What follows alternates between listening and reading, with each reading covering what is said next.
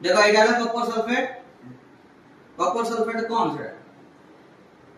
are जो copper sulphate अछि कोन रूप रे अछि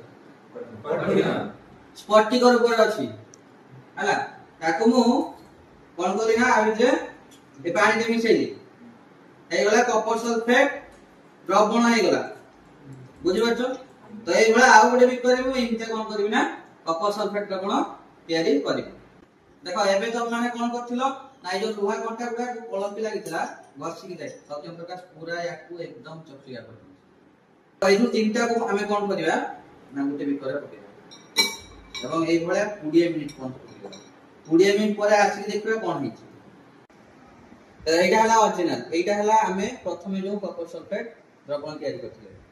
एवं एटा होची कोन ना जते बेले हमें कॉपर सल्फेट एई भले कॉपर सल्फेट द्रवण रे लुहा कंटा पुडैले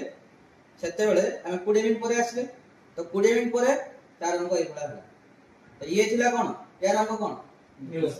नीलो एवं यार कोन हे गला कोन देखा होले सब जे देखा होले तो हमें एथु जानू कोन ना एठी फेरस सल्फेट तयारी होची हला एवं ता सहित हमें आगरु जो लुहा कंटा को बालिका गजरे घसी के रखथिले ता सहित जो हमें लुहा कंटा गुडा बुडई थिले कॉपर सल्फेट द्रवण रे ता कंपेयर करबो